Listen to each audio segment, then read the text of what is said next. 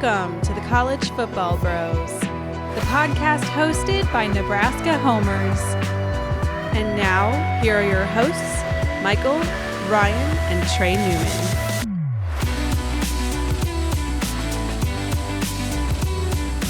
Welcome to the College Football Bros podcast. I am Michael Newman, and I'm joined by the brother who loves a forest green shirt. I sure do. That's me, Ryan Newman. It goes with my eyes. It does. That's beautiful. Mm-hmm. And by the other brother who loves a nice heather gray. That is also true. Trey Newman. All right, let's start off the show here with an exciting announcement. After over 1,000 days of podcasting, I calculated that out, almost 3 years, we have merch available. So if you're watching the YouTube version of the show, you'll see that right now. It's available for the next 2 weeks. So if you want to buy a College Football Bros t-shirt, go to collegefootballbros.com/merch. We have 4 different colors here. And if you look in your podcast app, it's in the episode description. We put a link there. And on YouTube, we put it in the description below the video as well. So Ryan and Trey, which shirt do you guys like the best? Oh, I'm going with the green one, forest green. That looks sweet, man. Yeah. I'm either between the heather gray or the slightly darker blue. Yeah, the indigo is as they indigo. Call it. I like the indigo. Yeah, yeah, indigo's good.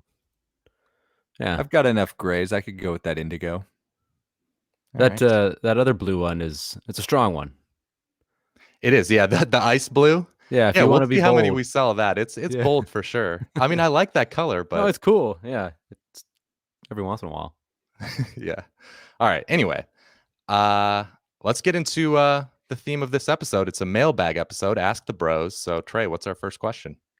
Yeah, we've got one from Paxton M. Scoggins, and he's asking, could we possibly have 2 Big Ten teams in the playoff? Ohio State and Penn State. I think so, he says. What about Nebraska? Whoa. Yeah, what a slate. Shots fired at Nebraska. Yeah, wow. I mean, come on. Our win total is like 6. Give us a break. Yeah. I think it's totally possible that can happen. It's a long shot, of course, but obviously one of them has to win the Big Ten, and that's not far-fetched at all. I mean, they're arguably the 2 favorites in the conference. Then the other one, the team that doesn't win the title has to go 11-1, with the only loss coming to the team that ended up winning. It could come to somebody. It has to be that. To me, that pretty much has to be it. So I guess the question is, like, which team would have a better chance to make it as the team that had lost? The team that loses in the regular season. And I think it's Ohio State. For sure. Yeah. Just because they play at Penn State. So that's a difference. And then they also play at Oregon in the non-conference, which is a high-profile game. Although Penn State does play at Virginia Tech. So Tech could have a better year than Oregon. It's possible. Possible, yeah. So it's not like that big of a difference. But I just feel like, losing on the road at an 11-1 or a Big Ten champ for Ohio State that wouldn't hold them out. Plus, they got the cachet. They're the Buckeyes. Yeah, exactly. Yeah. No, I echo everything you said. We've had 6 playoffs so far, and there's only been one time that 2 teams from the same conference have made it. Of course, 2017, Alabama and Georgia, which, I mean, I hadn't really thought about it, but it's surprising that it's only happened once. I would have thought, if you asked me 6 years ago, would have got a couple. Yeah, exactly. I mean, I think the SEC is more likely than the Big Ten to get to this upcoming year, but it's closer every year. Yeah. Well, most years, but sometimes they kind of beat each other up. But this year you do have, I feel like Penn State and Ohio State are kind of clearly the 2 best teams in the Big Ten. Well, yeah, but when you look at, you got to throw in Wisconsin, I think, because they're actually, when you look at the odds, they're actually tied with Penn State in terms of the second best chance to win the title. But that's mainly because they're in the opposite division. So it's a little bit, they're kind of the de facto favorite in the West, of course. So they'll have a chance in the Big Ten title. But Michigan and Minnesota, I just don't see them doing it at all this year. I know he talked about primarily Ohio State and Penn State since they're the front runners, but I think they would need a lot of chaos in order for another Big Ten team to sneak in. Okay. Yep. All right, let's move on to the next question here. from Andrew _Y23. What are y'all's favorite TV show? Okay, well, of all time, if he's asking that, it's Breaking Bad. But right now, I'm gonna go Silicon Valley. Do either of you guys watch Silicon Valley? I don't. No, I've heard great things though. Yeah, it is so funny. It's on HBO, and right now though, HBO or a lot of their shows are free. Kind of during this quarantine time, they've been opening up some of their shows, and Silicon Valley is one of them. So, highly recommend that. Honestly, I mean, I'm going to say a non-sports because I love Sports Center. I'll watch that almost every night, even now. But I'm going to kind of hedge, and I'm going to say anything that's been on Showtime. I loved Dexter, Homeland, Billions, Ray Donovan, to name a few. Like all those Showtime series that have been on, I've loved. No spoilers, but what did you think about the ending of Homeland? I haven't watched it yet. DVR Okay, still. All right, well, then we won't discuss it. No. Don't want to spoil it for anyone else. You can't spoil it for anyone. Yeah, I watched You can't spoil it for anybody. I know, I'm not going to spoil it. Don't worry. I won't spoil it. Yeah. But it did end. We got a lot of listeners that would be pissed off too. I know. What's your show, Ryan? Right now, I'm watching Ozark, which is pretty good. I'm not all the way caught up with it. I'm a little behind, so forgive me. It's okay. So is that your It favorite just reminded show, me. It reminds me of a Jim Gaffigan joke. He was talking about like how when friends are talking about TV shows, they feel like you're talking with debt collectors. Like, oh, I'm a little behind. I'll catch up in a week. Yeah, I promise. That's pretty good. Yeah. So yeah, Ozark's pretty good right now. Narcos was a classic. Trying to think, what else did I just finished? Better Call Saul was. I watched that. A good spinoff. It's pretty good. Yeah. Anyways, there's some good ones out there though. Cool. All right, next question from Sauce Tin Garrett. He says, if you were starting as a head coach at a rebuilding program, what position would you recruit first? So I think there's only two answers you can have here. I'm going to name one. I'll let you guys maybe take another. I'm going to say the clear answer is quarterback. Like if you need a game changer at that position because he can mask a lot of other offensive flaws and kind of carry you. So I'm going to say quarterback. Okay, I kind of figured that was what people would go. I'm going to go a different route just because, I don't know, just because. I'm going to say the defensive line. Yeah. There's just nothing more demoralizing than watching your team just get gashed because your defensive line's horrible. There's just you can't mask that. Like that is just you're so bad that you can't even stop it. So that's frustrating when you know your defensive line is just atrocious. Okay, I went the boring answer. I went quarterback as well.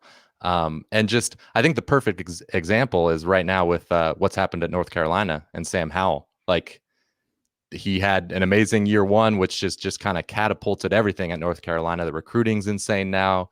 To some extent, I'm sure that would have happened anyway, but I think he's kind of exploded it.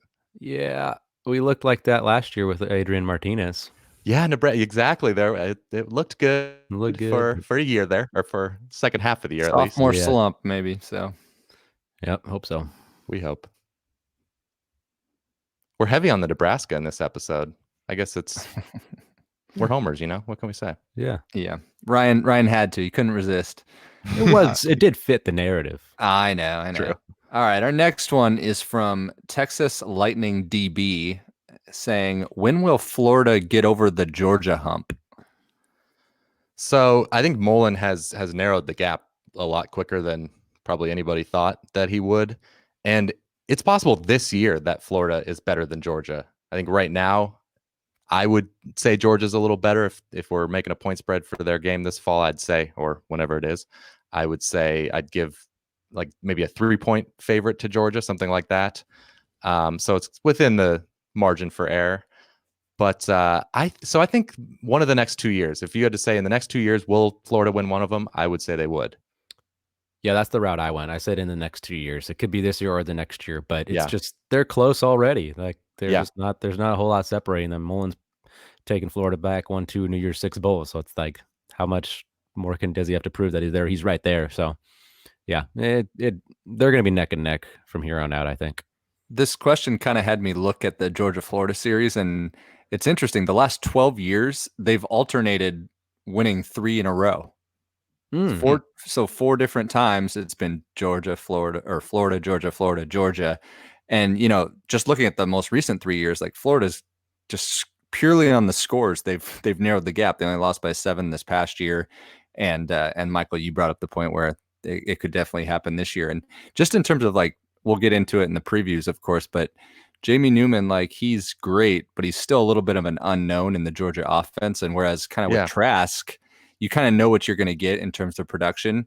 Granted, Georgia's defense is insane, but But overall, I think it could happen this year, of course. Well, speaking of Trask versus Newman, I haven't thought about this till just now, but if you were to bet on who's going to have just a better statistical season this year, Trask or Newman? Trask. You're taking Trask? Yeah. Trask already had a good statistical year last year. I know. And I think I agree with you. The ceiling is definitely probably a little higher with Newman, but there's just that great unknown where I would be more comfortable betting Trask. Mm-hmm. Yeah. Sorry, bro. I think Trask is going to blow up, man. He's going to be rising up the draft boards and stuff. Mm-hmm. Could be.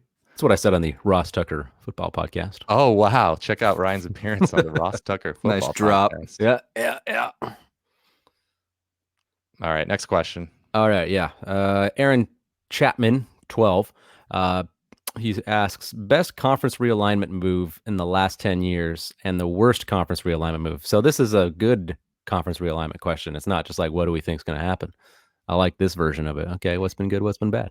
So I'm going to go with the best. I'll start with the best. I'm going to say Utah. TCU and Utah both were kind of big winners because they elevated from kind of that they jumped up from the Mountain West Conference. TCU's done fine in the Big 12, but Utah seems to have now really cemented themselves as a consistent factor in the Pac-12. So I think Utah was a winner there. And the worst, I'm going to have to look at Maryland. They came into the Big Ten with Rutgers, and Rutgers, though, they had little option because the Big East was disbanding, and so their options were limited. But Maryland, this is a big one for me too because of basketball. Like, they had ingrained basketball rivalries in the ACC. They're traditionally more of a basketball school. So they didn't quite fit there. And then football wise, I mean, it is very difficult for them not being historically great. I mean, they had those Ralph Friedgen years, but kind of outside of that, like, it's a big jump up in competition to be in the Big Ten East. So I think they were kind of a loser. Yeah, I was looking at the positive ones. I thought one was just clear, Texas A&M. I think that's definite, no doubt about it. You get out of the shadow of Texas. Like, nothing separated them from Texas. Like, they were just Texas's little brother in that state until they moved to the better conference. Now you hire Jimbo, and it just seems like A&M's ceiling just got way higher, 100% agree. Yeah, they're now the Texas school of the SEC. So they're that was a very good move for them. Okay. Next question, Ryan, I'll pose this to you. Comes from dmoose_10. He says, who would you put on a coaching staff using only recently fired head coaches? There's a decent, I was looking at this list, and there was some decent options. So I'd have Barry Odom would be one of them. I think he got a raw deal there at Mizzou. I mean, he didn't do bad, and he got canned. He had 3 straight bowl games, but whatever. Apparently it's not good enough. It's not. Joe Moorhead would, he'd definitely be on there. Obviously Mississippi State didn't work out, but he's good in offense, man. So could definitely be my offensive coordinator any day of the week. And, we're going to have a good offense there. All right. So maybe you got an offensive coordinator and defensive coordinator already. Yeah, possibly. Yeah. Chris Ash, he worked somewhere on the defense. I know Rutgers was horrible, but everybody can excuse that because, sorry, Todd, it's Rutgers. And I think he's still young enough that he can kind of build up himself up again, I think. So he can kind of have another stint as a comeback type of coach. So he'd be on my defensive staff. And now we'll see how he does this year. He's Texas's DC, so I'm sure he could bump his profile up again. Then I got 2 more. Mark Richt, he might be my head guy. I know I still think technically wasn't fired, but I'll allow it. Well, I guess he was. He was fired at Georgia, so that was pretty recent, I guess. Yeah, there you go. He's, I think that he qualifies for this. Sure. I think he's a solid coach. He, in Miami, ran out of gas, didn't work out too well, but he did a great job at Georgia. The last guy I'll say that I think this team's going to regret letting him go in a few years is Steve Adazio, Boston College. He'll be my offensive line coach. He's great within that department. I mean, BC, they went to bowl game 6 out of 7 years. I know. If I was a BC they were like fan, 500. Yeah, you just going 500 every year. It's worth a shot. I'm not saying that's bad, but it's worth a shot on the upside. Even if Hafley goes 4-8, for the next couple of years and you fire him, I still think it was worth a shot. I don't know. He might have had a breakout year at some point. All right. Well, so you're gonna wait. Flash forward to like 8 years from now. Scott Frost went 6-6. We're like, oh, it's going next year. Next year's the year. Could be. Just had to get Nebraska in there. Hey, at least Adazio was making bowl games. That's true. All right. So now we got the next one from Seth McDonald. What are your expectations for the new Razorback staff? Well, so obviously Sam Pittman has never been a head coach before and wasn't really a top candidate at lots of other or a coordinator profile jobs. Yeah, hasn't been a coordinator. Yeah, so he's a big question mark. But there are some good signs. He's known as a really good recruiter, and he's hired what looks like a good staff. Kendall Briles is offensive coordinator. Really like that hire. I think he's one of the best in the country. At defensive coordinator, Barry Odom, who Ryan just brought up, who's known as a good defensive coach. But my concern is the same concern I had when Chad Morris got there. It's that it has nothing to do with Chad Morris and nothing to do with Sam Pittman. But it's just right now so tough of a job because you got in the SEC West, Alabama, LSU, Auburn, and now A&M with the way Jimbo's recruiting. Those teams are just ridiculously talented. So there's 4 potentially really good teams. And then you go down to Ole Miss, and I'm super high on Lane Kiffin. I think he's going to do a really good job. I'm high on, I'm not high on Mike Leach necessarily at Mississippi State, but he's still a good coach. So you'd think they'd be competitive. So where are the wins going to come from? That's just the West. If I had to project right now, who's going to win the fewest SEC games in the division over the next 5 years, it would be Arkansas. Maybe I'm wrong, but that's my prediction. Yeah, I mean, I agree with you. I do. I mean, like you said, though, they do have a good staff. I mean, they have some good recruiters on the Justin Justin Stepp is a good recruiter, wide receivers coach. He's done a good job. They brought it Derek LeBlanc. He did a good job at defensive line coach for Kentucky. He's known as a good recruiter, but they're not recruiting well yet. I mean, they have it's early. It's early. I know it's early, but I mean, there's a lot of teams that have gotten a lot of commits already, and there's Tennessee's one of them. But Tennessee, crazy. Them and Vandy are the only 2 schools that don't have a 4-star in the SEC right now. So, okay, I mean, not a great start. It's not a good start commitment-wise. No, but they did close out the last class well, so I think it'll be a solid class. We'll see. Yeah, I have been surprised. I mean, Arkansas fans have been barking on social media, not only to us, but kind of in the national spotlight. So they seem to be encouraged by Pittman. So that, I mean, for whatever that's, not that that's worth much, but and it's not totally unprecedented to have Arkansas somewhat relevant. I mean, Petrino, all right, and Petrino just a few years ago was up there. I'm not saying but Petrino's might be better than Sam Pittman, but that's a big unknown. So, if I had to look glass half full, there's optimism, mainly because of what you guys said about the staff. So yeah, we shall see. Things change fast. I list off, Auburn is really good, but who knows? I mean, they could take a turn for the worse and in 3 years not be good. Stuff happens. It's not. Arkansas at some point will rise back up. Maybe it'll be under Pittman. We'll see. Yep, I hope so. I mean, I like watching them. They're fun to watch. All right, let's move on to the next one here. We got a question from Chads_529. Of the hot seats, what is the best available job that comes open? And I'll ask you that one, Michael. Okay, so I've got a list of 5 really good jobs that could conceivably come open. So the last one is my ultimate answer. So first I'll start with USC, Clay Helton. How is that not number 1? Well, because he's asking me to make a prediction. I'm going to predict that Clay Helton just barely sticks around. That's what he's been doing the last couple of years. I think the team will be pretty good this year with all the returning production and Keaton Slovis. So I don't know. I'm just going to predict he barely hangs on. At Texas, of course, Tom Herman is under a lot of pressure this year, but I'm high on Texas this year. I think without injuries, like they had last year, I think they'll go, I don't know, maybe 9-3 or something, and that'll be good enough to stay around. And then UCLA, Chip Kelly, Ryan's boy, Chip Kelly. Mm-hmm. For some reason, I just keep getting the idea that he'll at some point just leave. He'll just decide, I'm done with this. I'm going to leave. But so that could happen, or he could get fired. But I don't know. I just think it's too soon for them, unless it's like a really, really bad year. And then Miami, Manny Diaz, also probably too soon, but it could be a Willie Taggart situation. I think that's a little too soon for him, just because No, they've I had, agree. Rick wasn't there for all that long, and then so I don't know. I just feel like that'd be soon, but I agree. Go 3-9. That's why I'm going with South Carolina. So Will Muschamp, he's one game over 500 in his career at South Carolina, which isn't horrible given the schedules they've played, but with Clemson dominating right now, I just don't think they're going to be content with another.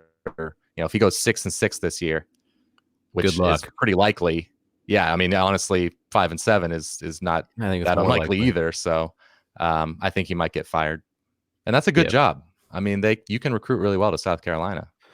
Yeah, I mean USC, Texas. I had that UCLA as well. South Carolina was also on there. I thought about putting BYU on there just because Kalani Sitake's, if he's kind of flirted with being on the hot seat, and if he has a bad year, then he could. And BYU's not a bad job. They obviously have a pretty good tradition. So yeah, or U of A, Arizona. Yeah, that one.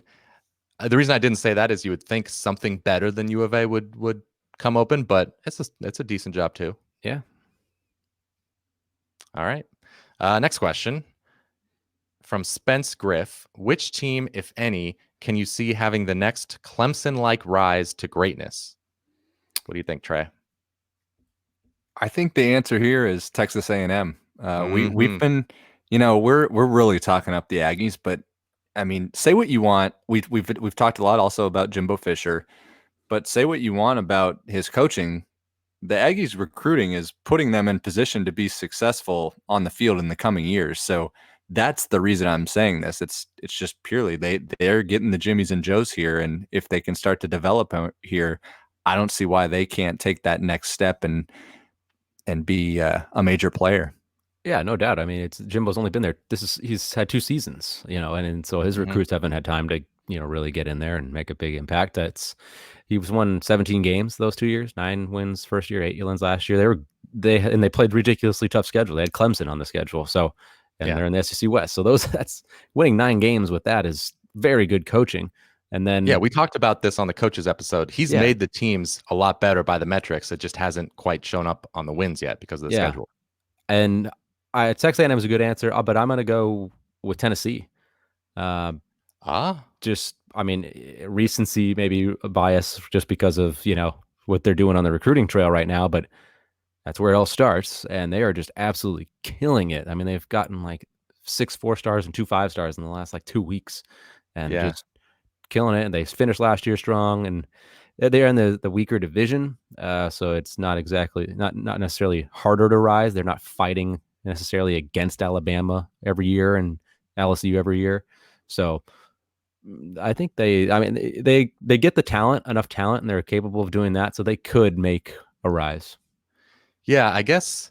I mean, I guess Tennessee qualifies. I didn't consider them just because they had pretty good run in the 90s. But yeah, I guess they could qualify. I mean, it's not quite as out of nowhere as Clemson was, but it makes sense. So I went with Texas A&M, just like Trey. Yeah. Anybody else that you guys considered besides those? Or A&M? Not really. I mean, people bring up Georgia Tech. You do. I think. Well, I guess I do, but yeah, not. I mean, A&M. There's just so much in place right now with the money that they're spending. Even if it's not Jimbo, even if you don't like Jimbo, it could be the next guy that does it. Yep. Yep. Not UCLA. They're always brought up in this conversation too, but No, they don't. commitment doesn't seem to be there. No. Yep. Okay. Nebraska? Do we count? Florida State. Does Florida State count at this point? No, they just had. Yeah. I know. They just won a title a few years ago. All right. Speaking of Nebraska, from our friend Braden Hodges, B Hodge 96. Does Nebraska make you sad? It should. Well, yeah, it does. It does. It does, man. Nebraska. Just thanks for rubbing it in. Three straight losing seasons. Recruiting is going horribly so far this year. Seems just like there's a lot of tension. There's a lot of just angst and animosity or something inside the program right now. It just doesn't. 2 years ago or even a year ago, it felt like, okay, good. Like, we're not very good, but at least the culture and it just felt good. But I don't know, it just doesn't. It just seems like nothing's going our way right now. Well, if this is your first time watching or listening to the show, I promise we usually don't talk about Nebraska this much. So no, there's usually no reason to. Yeah, true. Okay, let's move on from that depressing topic and move on to a good topic. Something that we all wish we would have. From the question from Samurai_Zach_. What would your dream head coach, offensive coordinator, defensive coordinator combo be? And then somebody else, Davey, he asked pretty much an identical question, but he wanted us to just use currently head coaches. So combining those, put together your dream staff using any one you want, head coaches, coordinators, whatever, who you got. All right. So go ahead. Go ahead. Sorry. I'm going to start. Oh, hey, Trey, go ahead. Sorry. Go ahead. Oh, man, you're so annoying. So annoying. Can I go? Should I go? What? Oh. All right. So at head coach, I'm just going to say Nick Saban. I want a strong leader, a good recruiter. He's clearly shown his prowess there. Offensive coordinator, I'm biased to the option. So I was kind of thinking either Tom Osborne of Nebraska or Paul Johnson. Whoa. Just all right. I love the option offense and those guys, their demeanor, composure, it would fit well with Saban and the players. And those guys, like, they were able to maximize the talent of the players that they had. So got that. And then at defensive coordinator, I'd go Bud Foster, well-respected, done wonders at Virginia Tech, known for being aggressive, which is something I would want on my defense. I mean, the Hokies have, over the last couple decades under him have done very well in a lot of defensive categories. So I think he would be a good fit as my DC. All right. Trey's going old school there. Yeah. Interesting. I went with some more current guys. I've got Nick Saban as the head coach also. We've talked enough about head coaches the last few weeks. Yeah. I don't feel the need to explain that. Lincoln Riley as my offensive coordinator. He's just the best offensive mind in college football right now, I think, pretty clearly. And then defensive coordinator, if I had to take a head coach like our friend Davey asked us, I'm torn between Dave Aranda and Jimmy Lake, two new head coaches, of course. Mm-hmm. But ultimately, I guess if I had to take a head coach, I'll say Jimmy Lake because of the recruiting. But I'm going to take Brent Venables, an actual defensive coordinator, because, Clemson's just been unreal the past few years under him. And even dating back to Oklahoma, he's got longevity too, because Oklahoma was always a top 10 or 15 defense under him. Wow, I had the exact same list as you, Mike. I had really? Yeah, I had Saban, I had Lincoln Riley, and I had Venables. I can obviously consider Dabo. But Lincoln Riley, I feel, is just like the one. Nick Saban and Lincoln Riley are pretty much just obvious. I feel like in these two, maybe Dabo. I think so. Some people. Dabo, you could, that, but Lincoln Riley to me is obvious. If Trey's making his dream team, he wants the option. That's fine. I just want the option. Yeah. But that's clear. Okay. I'm not gonna refute that point. Next question. Well, it comes from our other friend, Rutgers Todd, and he has 3 questions. So we'll assign one to each bro here.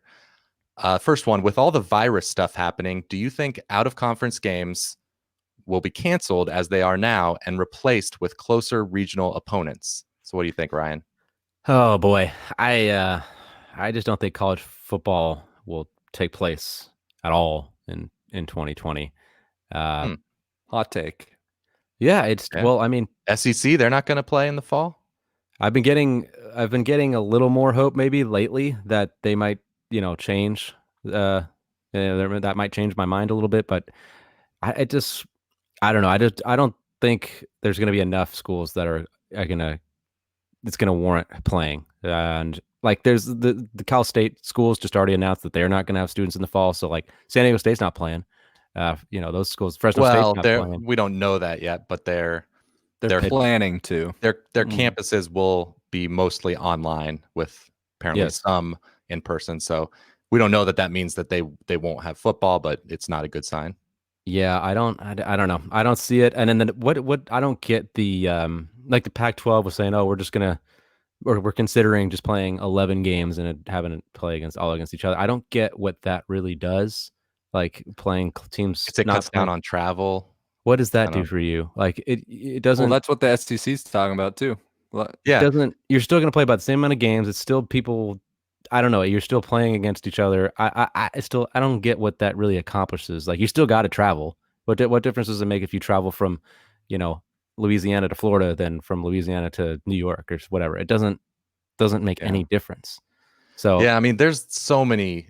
Like, I guess the best answer for me is just I don't know. Like, yeah, of course, because there's talk of it moving to the spring. Maybe just the Pac-12 will move to next spring. Maybe the SEC will play in the fall. The SEC seems to be the most like we're gonna play. I guess, most ready to play. But obviously things are going to change in a few months. We have no idea. So yep. But there have already been, to Todd's point here. Apparently Alabama's already kind of put out its feelers with TCU in case their non-conference games against Cal and USC are canceled, and then they could play each other. So I think all the options are open at this point. Yep, it's true. I mean, I don't know. I don't know. I'm gonna be. Don't you know? I'm setting the bar low. Setting the bar low. Yeah, gonna be pleasantly surprised. Okay. Don't you know a guy at an athletic program who said that the season's going to be in the spring? Don't you have an inside info? Yeah, actually, I do. Mark. Oh, okay. Yeah. Me and him are tight. All right. Next question. Trey. These are Todd's words. He says, seeing as we're the same age, do you find yourself craving a nice Werthers original in a quiet place just so you can crinkle the wrapper and annoy youngins around? I respect that move. What's funny, Todd, is I actually do love Werthers, so I hope that's not totally dating me. I just finished actually a bag of them. I loved sucking on a Werthers. They're so good. I actually buy Werthers every once in a while too. I do like it as well. They are very good. Okay. All right. Thank you for that old guy talk. Now, last question from Todd is for me. If you were stuck in any Disney/Pixar movie universe, which would you most want to live in? And that is a good question. I am going to go with the animated Disney movie Ralph Breaks the Internet. And have you guys seen that movie? I have not. I don't think so. I saw Wreck-It Ralph, but I don't think I saw Wreck-It. Okay, yeah, it's just the second one. Those are good movies. I like them. But yeah, sorry about a plane going by. Hopefully, it's not too loud in the mic. But it basically, the internet in the second movie just looks like this. Yeah, just totally futuristic world. Like, kind of, it looks like it's the year 3000. The drawings you would see for that. So you would like that? I want to live. I would love it. Yeah, I would love it. Yeah. Okay. Our next one is from our cousin Jake. He says, do you guys think you could get Beth Mowins again for the Big Ten preview? Bro's got a lot of pull, so that's true. I think we could get her again. I mean, she probably has some time on her hands and would like to do it, as he would probably like. I mean, her brothers, because a lot of people, and the reason you say that, Trey, is a lot of people say that Beth Mowins sounds like our cousin Nate, Jake's brother, but right. I don't know what they're talking about. I don't know. I mean, Jake, maybe her brother is annoying her and she wants to do it. I don't know. No, I'm just getting confused. But we'll have Beth on. We'll have Beth on. Okay. What do we have next here? The next one we got, if you had to pick a new team to cheer. Oh, sorry. It's from Ethan. if you had to pick a new team to cheer for from your least favorite conference, who would you choose? It's a good question. I don't really have a least favorite conference. I guess I'll just say the ACC because right now it's maybe the least interesting with Clemson dominating it. And I'm going to take Georgia Tech because you're starting on the ground floor, so you're not jumping on a bandwagon, and they have a chance to be really good. Like the way they're recruiting, they're in Atlanta. I just think it would be a fun team to cheer for. It's a good answer. Yeah, I'm kind of the same though. I don't really dislike any of the conferences. I'm going to say the Big 12 just because it consists of old Nebraska rivals. But I think in the conference, I would actually choose TCU. You're not a front runner by choosing them. Dallas-Fort Worth area, so they're going to be able to bring in some talent. I kind of like the Horned Frog logo, and we all know I've loved Gary Patterson. I went Pac-12 because it's they just don't have the high quality right now. Okay. All right. Hey, how dare you? I went Utah just because I kind of always been a Utah guy, fan. Just I had a buddy growing up who was a pretty good big Utah fan, and I don't know. They seem kind of a little bit like the underdogs coming into the conference. For sure. So it's just easy to root for Utah. I feel like they're not. Why would anybody dislike Utah? There's just very few reasons. So well, I have other BYU, I guess. Yeah. Well, unless you're BYU. But other than that. Yeah, other than that. Exactly. So, yeah, go Utes. They're fun. Cool. Okay. And then, let's see. Ethan had another one here. If you were forced to be any animal for the rest of your life, what animal would you be? I'm going bald eagle because number one, I wanted to be able to fly. And number two, I don't want to get eaten by other animals. So bald eagle, that's apex predator. Pretty good answer. I have no idea. So what I actually did is I went online and there was a website that you could take a quiz and it matches you with the animal that they think you'd be. Oh, wow. So I answer all these questions and I don't think I would want to be this animal, but it turns out I'd be a dolphin. I don't really enjoy like Stan's dad. Yeah. It describes a Kyle's dad. I think it's Kyle's dad. Yeah. Oh yeah. It describes a dolphin as playful and happy, don't have too many highs and lows, believe life shouldn't be taken too seriously. You go out of your way to make new friends and make others happy.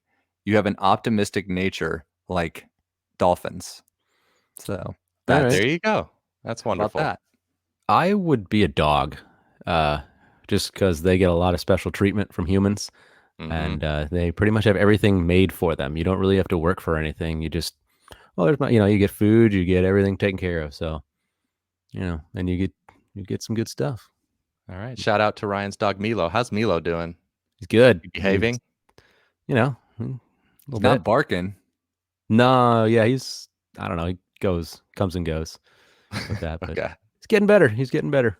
Yeah, I've had to do less muting of your audio lately, so that's nice. Yep. Okay. Next question.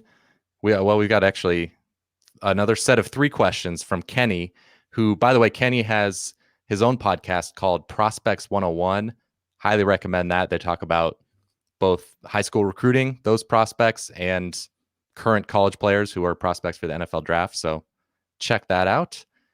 And then, but his question is, in your opinion, what is the perfect playoff / postseason format for college? So we'll give you this one, Ryan.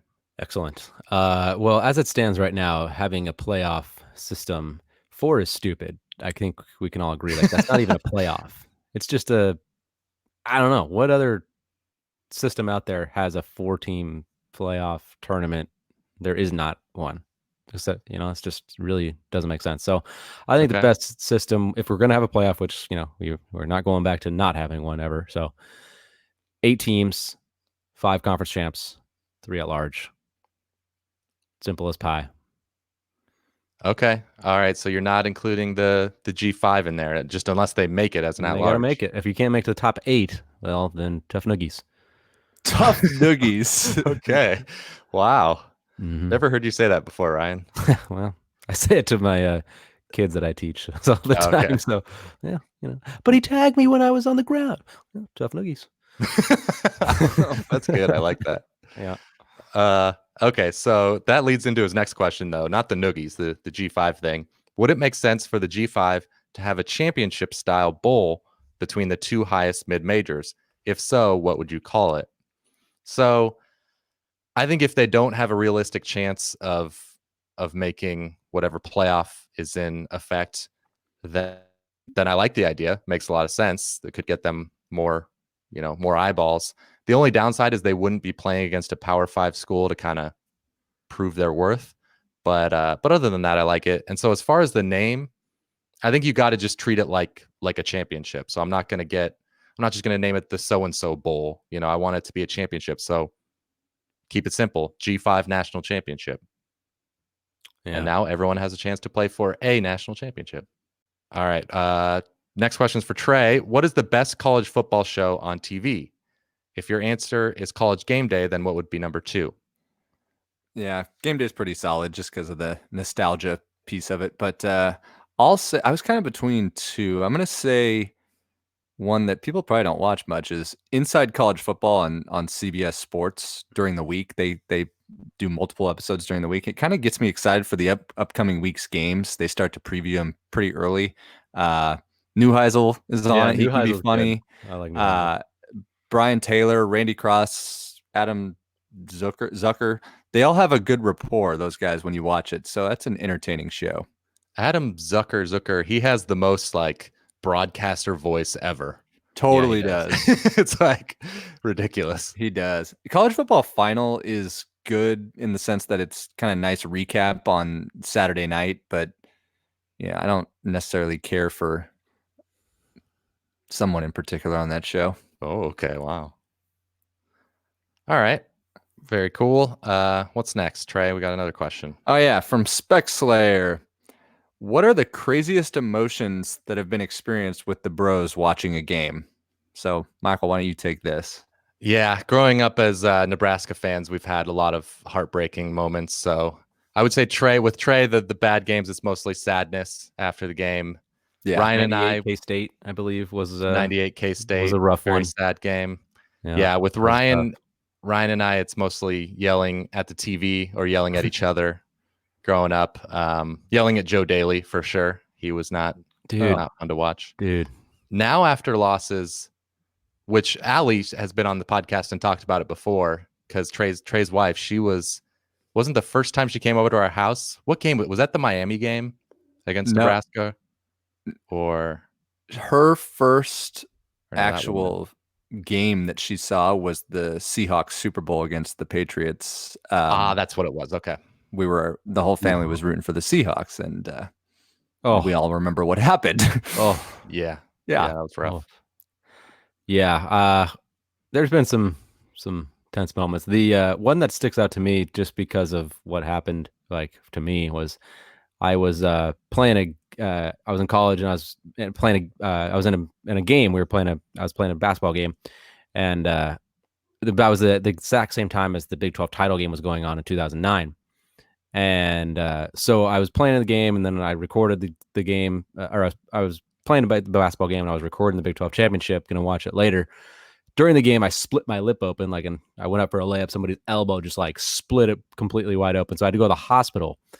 The hospital had a TV in there, and they were actually playing the Big 12 championship. So I'm just actively doing this, avoiding it.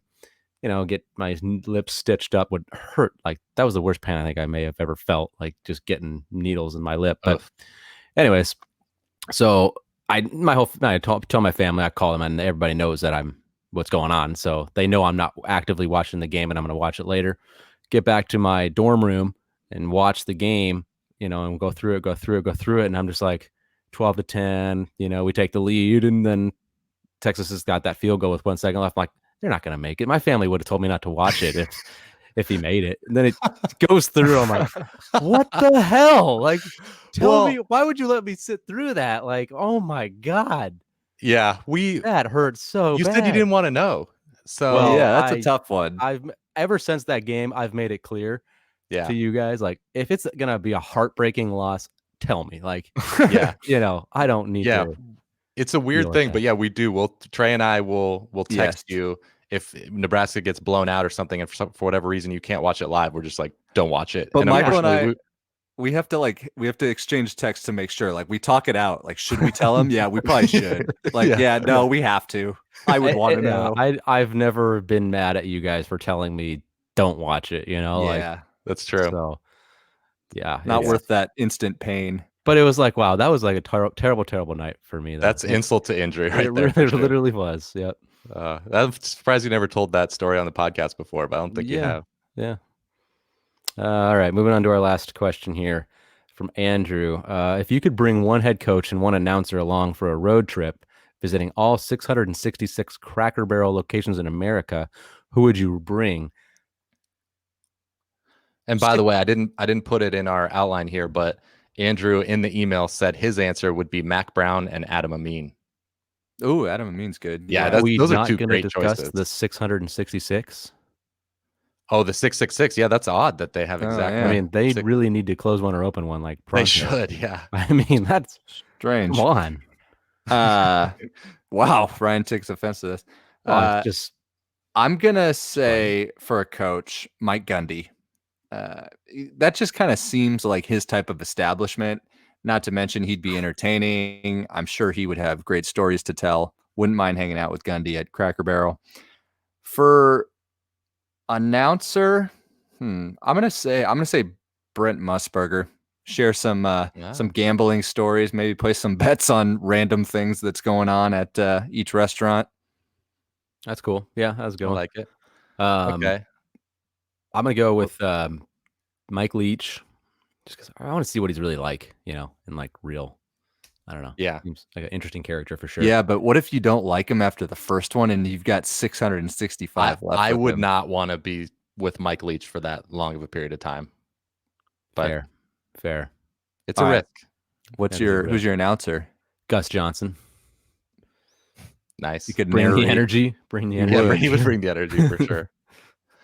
I went for the announcer. I just copied Andrew because Adam Amin, he just seems like he's like around our age.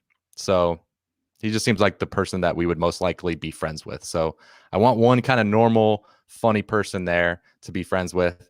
And then the other one I'll have is Nick Rolovich of Washington State, who to me seems like maybe a more palatable Leach, like maybe a Leach that's not quite as out there, but still will bring the entertainment. He's a character. Yeah. Yeah, that's true. I like your pick better. Good one. Thank you. You're welcome. All right.